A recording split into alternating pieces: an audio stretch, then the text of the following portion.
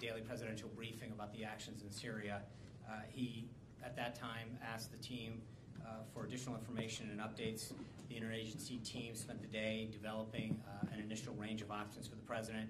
At about 8 o'clock on Tuesday night, there was a restricted deputy committee meeting on the situation. Preliminary options were presented and refined. Sean, can you talk louder, please? I'm sorry. On Wednesday, so on Tuesday night, there was additional. There was a deputies meeting at the White House where options were presented and refined. An interagency guidance was developed. Wednesday morning, a restricted principals meeting was conducted where interagency options and gave further guidance to refine. Around 3 o'clock on Wednesday, a national security meeting was convened where the president was briefed on options. He reviewed the options in detail, asked a series of questions to his team, requested further information, and the decision to reconvene on Thursday was made. At about 1:30 on Thursday, en route to Florida, the president convened the national security team. There was aboard Air Force One and others via secure video conference on Air Force One. Later that day, at approximately 4 o'clock, the president, the Secretary of State, the Secretary of Defense, National Security Advisor, and other members of the national security team met in a secure room down here where they were piped in with the rest of the team via secure video teleconference. The president gave the okay to move ahead. At approximately 7:40, 59 Tomahawk missiles were launched from Navy destroyers in the Eastern Mediterranean. What's that? 1940 Eastern. From Navy destroyers in the Eastern Mediterranean. All 59 hit their target. At 8:30, notification of foreign leaders and congressional leadership began. The vice president called several congressional leaders and began calling some foreign leaders. The Secretary of State, the Secretary of Defense, National Security Advisor, and others were also involved in making some of those phone calls to both heads of government, defense ministers, and congressional leaders. Around 8:30, 8:40, first impacts began on the ground. The president informed President Xi that strikes were occurring. As their dinner concluded, all along, the national security team continued to monitor the event and the situations. After dinner, the president went back down to the secure room where he was briefed by the Secretary of State, the Secretary of Defense, the Chairman of the Joint Chiefs, and others were present via a secure video teleconference in the Situation Room. The Secretary of Defense was on a secure line, video teleconference, as well as the Chairman of the Joint Chiefs. Several of the members were convened in the Situation Room in Washington, D.C. The president was updated on the effectiveness, was informed that battle damage assessment would take a few hours, but that initial results were extremely positive. He asked about reaction from the world community as well as congressional leaders and was informed that there was fairly unanimous praise for the decision and the action that the president took. So that's pretty much the tick-tock.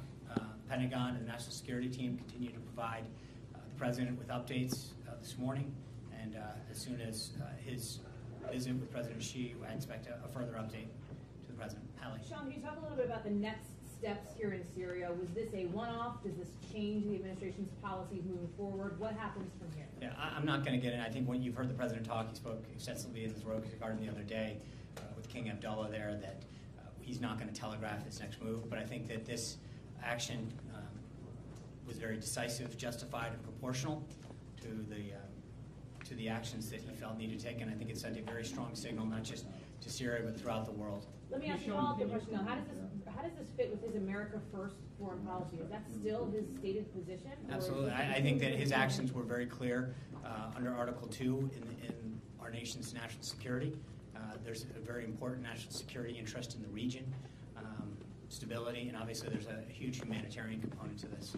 Julie? When McMaster was briefing last night, he said that the president had been presented with 3 options. Mm-hmm. Can you be a little more specific about what the 3 options were? I can't. Can you talk about the process that the president went through when he got the 3 options, who he consulted with, and then what his recommendation or request to the team was in terms of narrowing them down? Yeah, again, I'm not going to get into specifics. There's obviously both in terms of what could have been done, but obviously that would telegraph potential future action that I don't want to get into, and a lot of that remains classified. I will say, however, that as I mentioned, both Secretary of Defense Mattis, the Chairman of the Joint Chiefs of Staff, Director McMaster, and the rest of the national security team, the Vice President, and others were consulted, and that occurred over, starting at Tuesday at 10:30 when the President was made aware of this. He continued to ask questions and ask for options.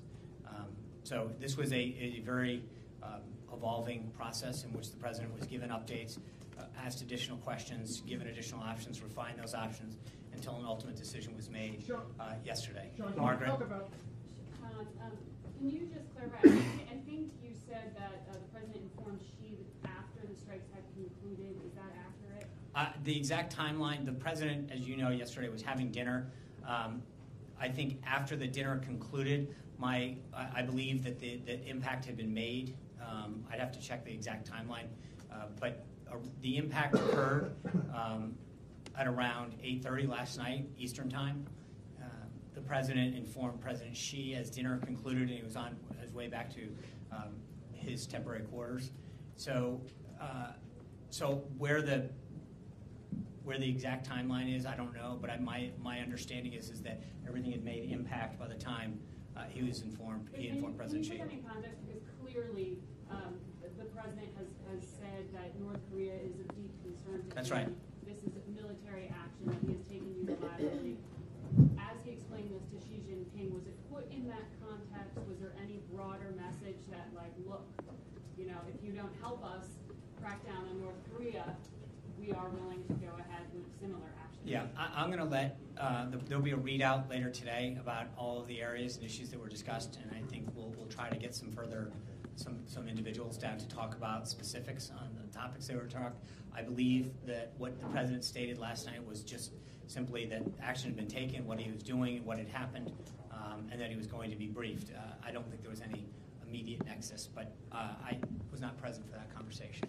Sean, just to clarify clarifying the follow-up, H.R. McMaster said last night, I believe, that there were 2 NSC meetings. I believe you described more meetings than that. How many meetings was the President personally involved in throughout this process? I have 4 that were 4. 4, okay. Well, again, remember, it started with the PBD. I mean, it depends. Then 5, yeah. If you count the initial PBD, that was at 10:30 on Tuesday. Okay, and secondly, I know you say the President says he's not going to outline what he is going to do next. He wants to remain flexible, but members on the Hill say that they want to be brought into the process. So how does that mesh, the President keeping his desire of not announcing things, but folks on the Hill saying, hey, we need to be brought in? Yeah, I would just say, as I mentioned, the key congressional leaders and committee heads and ranking members were all informed of the decision. I think now that actions have been taken, I believe that they'll be, they've started to have those conversations. Both the Secretary of Defense, Secretary of State, National Security Advisor, the Vice President, the Chief of Staff, others have been in constant contact with congressional leaders. And I understand your desire to understand what's going on, but I think those are conversations that are going to be held fairly privately in terms of preserving any future action. Hey, Sean, there are some reports out there that there are concerns among U.S. officials that the Russians were involved in the chemical weapons attack that occurred in Syria. What's the latest on that? What can you tell us about that?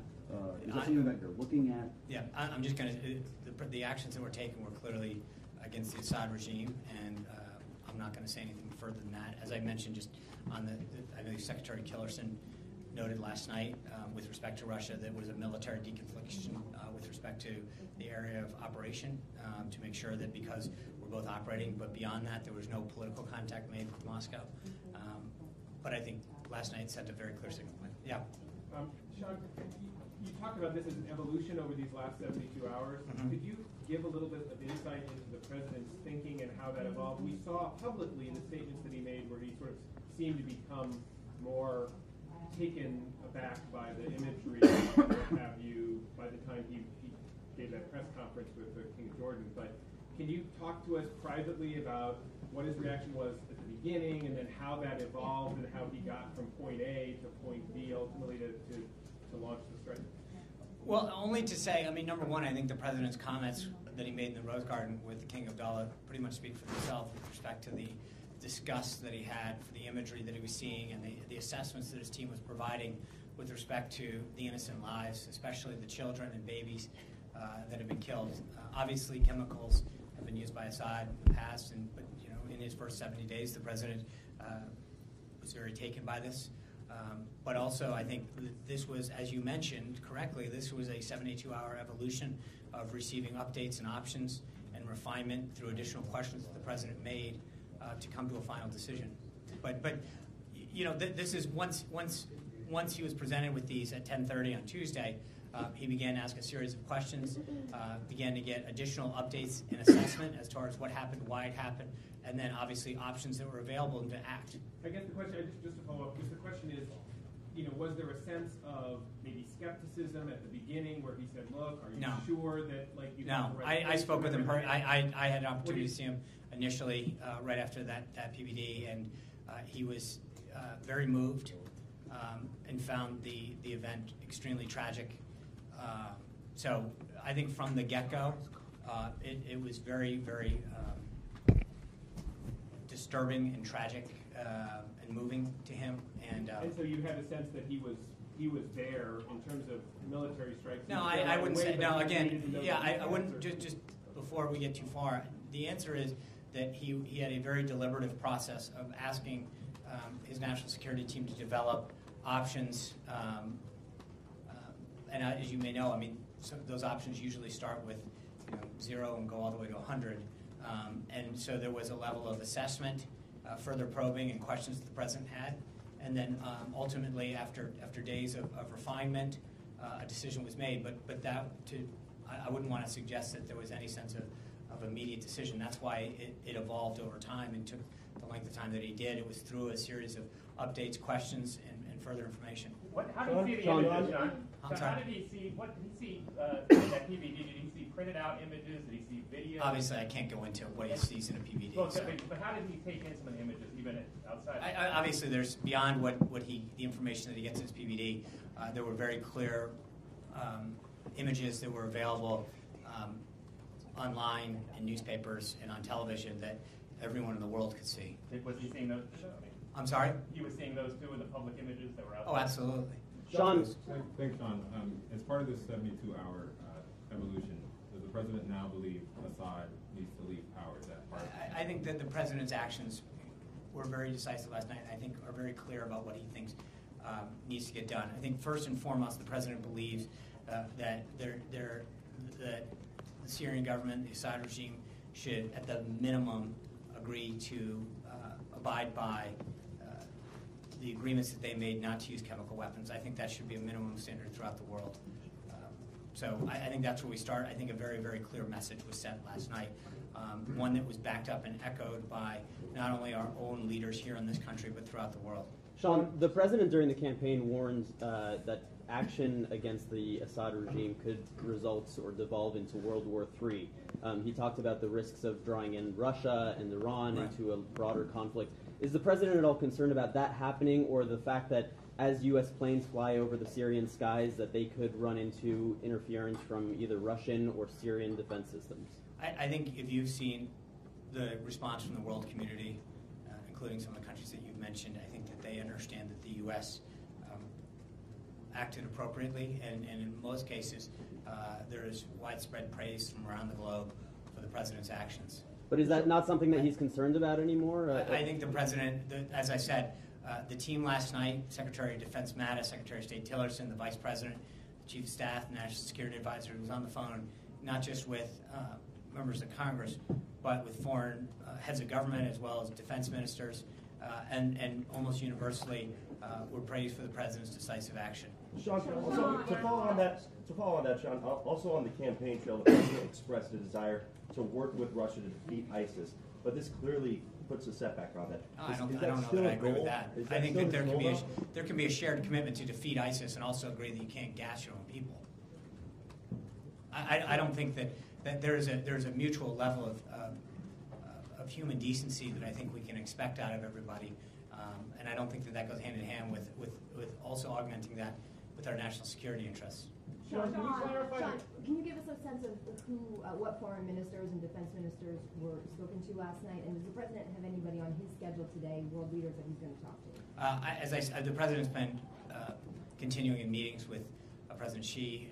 I'll see on both of those whether or not. Also, one more thing. Yeah. The Russian Foreign Ministry statement this morning called this a clear act of aggression. It suggested that the United States had been planning this strike even before the chemical attack. Can you respond specifically to that? I think I just gave you a very clear tick-tock of what the President's notification and how he derives at the action he did.